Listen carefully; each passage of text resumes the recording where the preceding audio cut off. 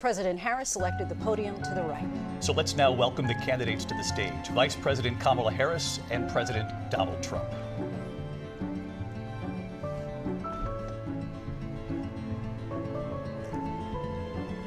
Kamala Harris. Thank you. Welcome to you both. It's wonderful to have you. It's an honor to have you both here tonight. Good evening. We are looking forward to a spirited and thoughtful debate. So let's get started. যুক্তরাষ্ট্রের president নির্বাচনের দুই প্রতিদ্বন্দ্বী কমলা Harris ও Donald ট্রাম্পের সরাসরি বিতর্ক হয়ে গেল রাত ৯টায়। সম্প্রচার মাধ্যম এবিসি নিউজ এ বিতর্কের আয়োজন করে। ফিলাডেলফিয়ার ন্যাশনাল কনস্টিটিউশন সেন্টারে হলো এই বিতর্ক। এটি ট্রাম্পের দ্বিতীয় বিতর্ক আর কমলার প্রথম, তবে দুজনে একসাথে প্রথম, কারণ এর আগে জুনে জো বাইডেনের সঙ্গে ট্রাম্পের প্রথম বিতর্ক হয়। ৯০ মিনিটের এই বিতর্ক অনুষ্ঠানের আয়োজন করেন গণমাধ্যম এবিসি নিউজ। বিতর্কের সঞ্চালক ডেভিড মুইর ও লিন্ডসে ডেভিস। আগামী ৫ই নভেম্বর যুক্তরাষ্ট্রের প্রেসিডেন্ট নির্বাচনে ভোট গ্রহণ অনুষ্ঠিত হবে। নির্বাচনে ক্ষমতাসীন ডেমোক্র্যাট পার্টির হয়ে লড়বেন বর্তমান ভাইস প্রেসিডেন্ট কমলা হ্যারিস। তবে প্রেসিডেন্ট জো বাইডেনের ৮১ বছর বয়সে এই নির্বাচনে প্রতিদ্বন্দ্বী করা ইচ্ছে থাকলেও গত ২৭ জুন রাতে জর্জিয়া অঙ্গরাজ্যের আটলান্টার সিএনএন স্টুডিওতে রিপাবলিক দলের প্রেসিডেন্ট প্রার্থী ডোনাল্ড ট্রাম্পের সঙ্গে নির্বাচনী বিতর্কে অংশ নেন। বিতর্কে ট্রাম্পের কাছে ধরাশয়ী হন বাইডেন। তার ক্ষমতা নিয়েও প্রশ্ন ওঠে। প্রার্থিতা থেকে সরে দাঁড়ানোর জন্য তার উপর চাপ বাড়ে। চাপের মুখে তিনি গত ২১ জুলাই নির্বাচন থেকে সরে দাঁড়ানোর ঘোষণা দেন।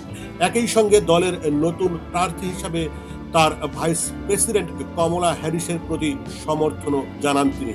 গত ১৮ জুলাই রিপাবলিকান পার্টির সম্মেলনে মার্কিন প্রেসিডেন্ট নির্বাচনে দলের প্রার্থী হিসাবে আনুষ্ঠানিক মনোনয়ন গ্রহণ করেন ট্রাম্প। আর ওইদিকে গত ২২শে আগস্ট যুক্তরাষ্ট্রের শিকাগোয় ডেমোক্রেটিক পার্টির ৪ দিনের জাতীয় সম্মেলনের শেষ দিনে কমলা হ্যারিসকে আনুষ্ঠানিকভাবে দলীয় মনোনয়ন প্রদান করা হয়। বিতর্কের শুরুতে করমর্দন করেন ট্রাম্প ও হ্যারিস। এ বিতর্কের অন্যতম বিষয় অর্থনীতি দিয়েই বক্তব্য শুরু করেন কমলা হ্যারিস। এবারেই ট্রাম্পের বিরুদ্ধে লড়াইয়ে জিতলে ইতিহাস গড়বেন কমলা হ্যারিস। দেশটির ইতিহাসে প্রথমবার কোনো নারী প্রেসিডেন্ট পদে বসবেন। যুক্তরাষ্ট্রের ইতিহাসে প্রথম নারী ভাইস প্রেসিডেন্টও তিনি। এবার প্রেসিডেন্ট হিসাবে ইতিহাস গড়তে পারেন কিনা সে অপেক্ষা ৫ই নভেম্বর পর্যন্ত।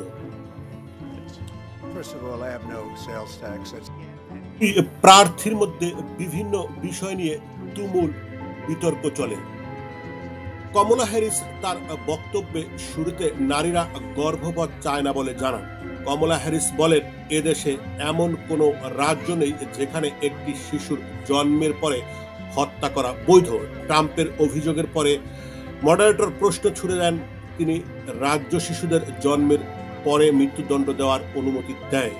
এরপরেই কমলা হ্যারিস একথা বলেন। হ্যারিস উল্লেখ করেন, ট্রাম্প সুপ্রিম কোর্টের যে ৩ বিচারপতিকে নিয়োগ করেছিলেন ২ বছর আগে তারা নারীদের গর্ভপাতের অধিকার কেড়ে নিয়েছিল। ট্রাম্পের উদ্দেশ্যে কমলা বলেন, আপনি বলেন মানুষ এটাই চেয়েছিল, কিন্তু এমনও ঘটনা ঘটেছে যে পার্কিং লটে গাড়িতে সন্তান সম্ভাবনা নারীদের রক্তপাত হয়েছে, কারণ তারা গর্ভপাত করার অনুমতি পাননি।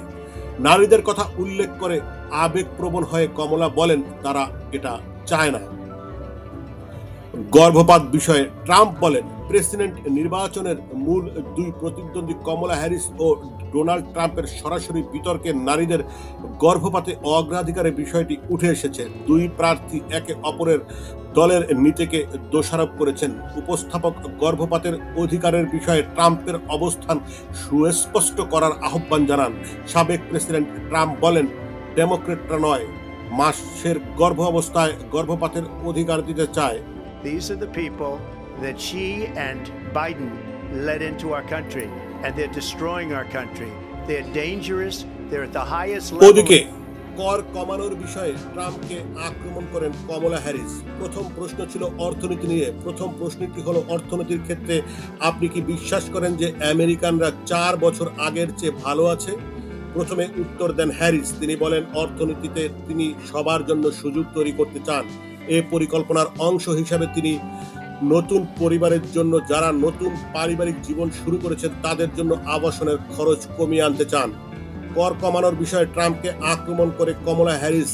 তিনি বলেন ট্রাম্প আগে যা করেছেন তা করার এবং ধন কুবের এবং কর্পোরেশনগুলোর জন্য ট্যাক্স কাটছাঁট করার পরিকল্পনা করেছেন। তিনি বলেছেন যে করের ক্ষেত্রে ট্রাম্পের নীতিতে আমেরিকানরা নিত্যদিনের পণ্যের উপর কর দিতে বাধ্য হবে। এছাড়া আরো বিভিন্ন বিষয়ে তুমুল বিতর্ক হয় এই দুই প্রার্থীর মধ্যে। মুক্তি টিভি নিউজ ডেস্ক।